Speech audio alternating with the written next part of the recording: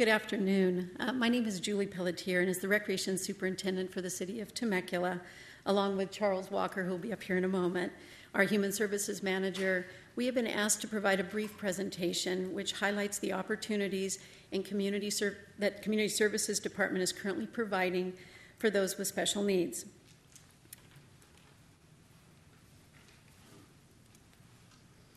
I'd like to start off by letting you know who we are. The City of Temecula's Community Services Department's primary responsibility is to strive diligently to provide high-quality parks and recreation facilities and services that our entire community can be proud of. We do that by creating community through people, parks, and programs. And how do we do that? Well, one way is through the use of our primary marketing tool. The biannual Guide to Leisure Activities brochure is directly mailed to Temecula residents and serves to inform and invite our residents to the many available opportunities, which include special events, programs, classes, and facilities.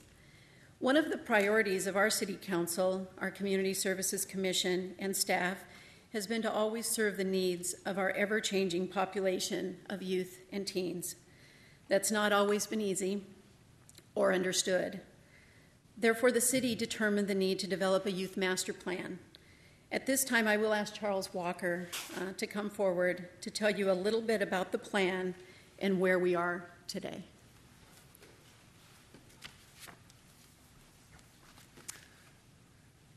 Hello, my name is Charles Walker. I'm the city's Human Services Manager, and one of my many hats that I wear happily is seeing the implementation of the Youth Master Plan. Because of the forward thinking of our City Council, in 2008, the city, the school district, the community at large, and of course the youth saw that a Youth Master Plan was approved and implemented. And the overall purpose and desired outcome is to continue to make Temecula a better place for youth and teens both today and for generations to come.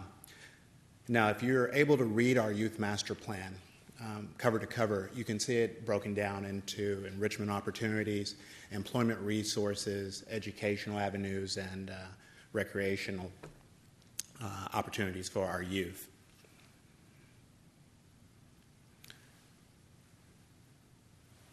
You know, the City Council saw that our document, our Youth Master Plan, wasn't complete. So in order to fully complete the Youth Master Plan, we came up with a Youth Master Plan addendum, which sees the inclusion and access to programs and resources for our special needs youth population. This addendum identifies and addresses the needs of youth with special needs and their families, mandates working cooperatively with agencies and organizations to ensure that consideration is given to those with special needs. It's very important for us to understand that we're working cooperatively. We're working together with area agencies and organizations, and I think that's one of the key things I wanted to highlight here, that we're all pitching in together. It ensures that those needs will be considered now and in the future, encourages supporting the needs and working together, again, as a community to achieve desired goals and objectives, and of course enhances the overall quality of life for Temecula residents. Besides the many programs that our Community Services Department oversees, and Superintendent Julie Pelletier will come back and talk about some of those programs. Some of our special needs programs, and these are just a couple, is our Soaring program. It's our summer pilot program where we work really closely with the Temecula Valley Unified School District. And this is an enrichment program during the summer school session for our special needs participants. We work really closely with Jeff Janis on this program. We offer science, enrichment, some recreation, tutoring, and it's for a couple hours every afternoon, Monday through Friday, during the summer school session. Our YAC, our Youth Advisory Council, and of course you'll see it spelled with a K. The young people wanted to make it a little different. For ages 14 to 18 meet weekly to plan and program events and programs And our special needs youth are encouraged to participate, and several already are part of our YAC. Something that we're all very proud of, led, of course, by our city council and Supervisor Jeff Stone's office, really helped us with our Mayor's Summer Youth Employment Program.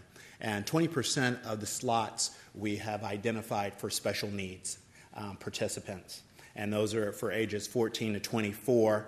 And participants are placed at a variety of employment opportunities based on their interests and ability level. And I don't want to forget that we work very, very closely and receive funding from the county EDA. Superintendent Julie Pelletier will come back and share some of our other classes unless you have any questions.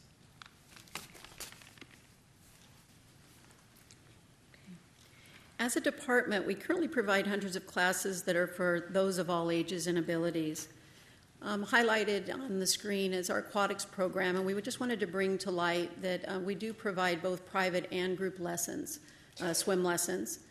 Sometimes that one-on-one, if there is a special need in consideration, that we do want you to know that that is available. We also offer youth enrichment programs, performing arts programs, sports and fitness programs. We have paired up with our Nicholas Foundation, and we do a program called Kicks for Nick, which we're very happy. We actually provide some ball field space, and it's a program where special needs youth and volunteer helpers pair up, and they actually play the sport together, and it seems to be a very well received. And what I have found in a couple conversations is that the parents really enjoy being able to be on the sidelines and watching their youth or their children engaged in some activity, and they seem to have a lot of fun out there. Also, at our Community Recreation Center, we do have a special needs drop-in program in our gymnasium, Monday through Friday from 8 a.m. to 10:45 a.m., and we're finding that we keep talking today about communication. We've heard it all afternoon, and getting the word out, we're finding that program is also increasing in number as well. We have small band loads from different organizations coming and utilizing that time. And we also have visual arts programs, and we have personal enrichment programs. As a staff, we are cognizant of the increasing need to provide offerings which allow for greater accessibility and inclusion for those with special needs in our community. We also are aware that our staff members need to continue to be trained to understand the needs of our special needs population. And lastly, we know that some of the class offerings, such as our personal enrichment classes, help family members learn programs or things such as CPR and first aid. One of our most popular programs is our High Hopes program. This year-round program started 15 years ago, and today is a program that we can honestly say that we're very proud of. This adult special needs program enables our special needs adults, ages 18 and older, to socialize and interact with peers on a bi-monthly basis while participating in group activities and events. There is a small fee to attend, if you need more information or would like more information about this program, please contact the Mary Phillips Senior Center. We have a program called Temecula Special Games. This annual event is a lot of fun. Those of all ages with special needs are invited to participate in a day filled with fun, newfound friendships, sportsmanship, and awards. Here's how it works. A volunteer is paired up with a participant. They spend time having fun, playing a variety of games and activities, and they have lunch together, and the day concludes with awards presented to all. So mark your calendars. The date is Saturday, March 19th, from 9:30 in the morning until 1 in the afternoon at Chaparral High School Football Stadium. If you'd like to be a volunteer helper or a participant, we do ask that you notify us on or before March 1st, and we'll get you signed up. It is a day filled with a lot of fun. Once again, our staff is preparing for our Easter egg hunts. They are scheduled for April 23rd here in Temecula. Staff consider this event as one of our larger citywide events. The hunts take place in 3 locations throughout the city all at the same time, and each location will have a special needs area. This area allows for those with special needs to hunt in typically less crowded areas, and consideration is given to the hunt area location to ensure easy access, as well as the types of suites or prizes provided in those hunt areas. The actual hunt area begins promptly at 10 a.m. So, and my staff has asked me to say, please don't forget your cameras, because they do have a lot of fun. As we get into the holiday season, it's always very busy for our department as well as for everybody, and it's also a time of a lot of fun. We offer an exciting evening out for those with special needs and their families to take a bus tour to see the winners of the Holiday Lights and Festive Sights Home Decorating Contest. It's always fun to wear your warm PJs and slippers for this evening event. We really try to make it very family-oriented. Our Breakfast with Santa program, this annual event proved to be very special, specifically this past year. For the first time, we extended our traditional Breakfast with Santa program by adding an extra hour and only registered those with special needs and their families. Families seemed to really like it. Special consideration was given to dietary needs. Ample time was given with Santa for the expected and the unexpected. And families really enjoyed and appreciated having their photos taken, and staff really tried to accommodate their needs. This event is already being planned to include this special session for special people during our next holiday season. Looking ahead, we know that programming opportunities for those with special needs is a priority, and therefore we are in the process of hiring a part-time position here at the city to serve as a liaison between the city and the special needs community. Number two, we know that we have more work ahead of us in order to meet the many needs of a diverse population. And number three, we know that our staff need to always be alert, engaged, and aware, and have a broad range of understanding as it relates to working with those with special needs. And lastly, we are committed to working as part of a greater community to serve the needs of those of all ages and abilities. And that concludes our presentation this afternoon. We hope that you enjoy the opportunity for us to share with you a little bit about who we are and what we're doing regarding servicing the needs of those with special needs and their families. And we will address any questions you may have of us. Thank you. Mr. Gibbs. No question, but I've got a thought. Temecula, you have done a magnificent job of addressing the needs of some of the special needs folks who are younger in our community. And when I listened to the presentation, it just struck me that you guys here are the experts right now. And yet almost all of us up here, we have a community services department. You know, you're talking to politicians. We ought to have you talking to all of the community services departments from every one of our cities. And they should be able to pick your brains, dovetail where appropriate, but bring back to each of our cities the types of programs that you have put together. I mean, speaking for Marietta, I'm sure I can guarantee we can, whenever a date is focused upon, we can make sure that our CSD folks are there. You know what we've found out when we sat down to do this, Mr. Gibbs, was we looked at all the activities that we were providing, and the overall goal was to bring this population of families with special needs out of the shadows, bring them into the mainstream. So oftentimes that they wouldn't participate in a lot of the things that the city was offering, or even go out into the community very often because it was very difficult. But when we sat down and we started talking about it, we found that it was very easy to take some of the activities that we were putting on and carving out a little time or a little section or just a little bit for the special needs community. And we found that there was a great response to that. So for instance, with the Easter egg hunts, all it took was some of us here in the room that are familiar with autism and having it affecting us personally, say, you know what, if you put some autism kiddos or special need kiddos out on the field in an Easter egg hunt, they wouldn't know what to do. And by the time they figured it out, all the eggs would be gone. And so parents know that, and they just don't come.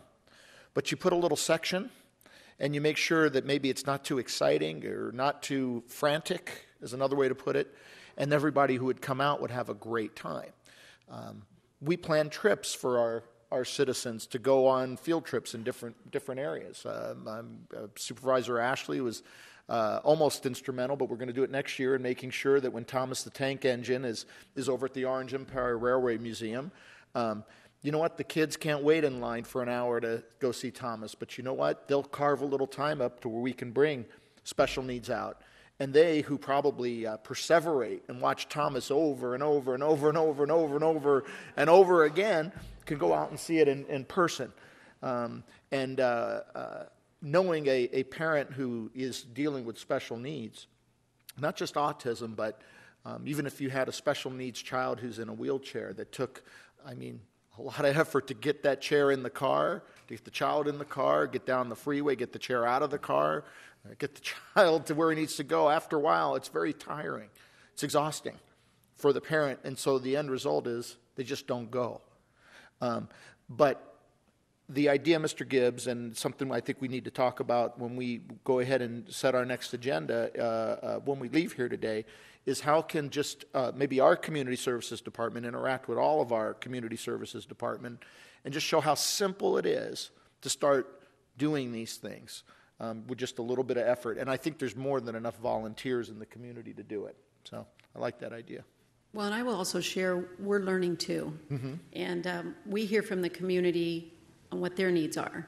And so it is a process for a staff to find out how this all works. And this Autism Task Force is helping us as staff gather that information. And it's giving us an opportunity too I feel like part of my role in this organization is to really look at how we train our staff so they know how to expect the unexpected and how to handle that as well. And Councilmember Nagar and I have had that conversation. So we'll be talking a lot to our staff about training and that sort of thing. So exactly. I want to share that. Anybody else? Ms. Moore. I just want to echo what Mr. Gibbs said, because just last Wednesday I met with our community service department, which is actually a department of one, but about having an Easter egg hunt for actually children in wheelchairs. Yes. And so exactly was going to use the word pick your brain, because we thought about having a table since they're in the wheelchairs and then having the eggs somehow up there. But yeah, just love to get information from you. I think one thing that might be helpful for other cities as well is one thing that we do in the beginning of each one of our brochures is we mention the Americans with Disabilities Act right here. And it says that if you want to participate in one of our programs, give us a call. And we will speak with our contract instructors, or we'll do our best to facilitate. I think what I hear a lot also at these meetings is about the people in the shadows. Sometimes they're afraid to come out and to participate. But we want to extend that hand to say, we'll do our very, very best to the term inclusion comes up quite regularly. We'll do our very best to make that happen. So I think if people know that there's an invitation out there, I think they'll be more apt to come forward and say, how can you help us and how can we help them? I think it can be a real partnership. So, thank you. Thank you. Oh, Ms. Melendres, and then we'll go to Ms. Creighton. Thank you. I am ashamed to admit that the Easter egg hunt, the breakfast with Santa, something that never really occurred to me. I have 5 children of my own, and we've not been affected by autism or any other disability, so you take it for granted.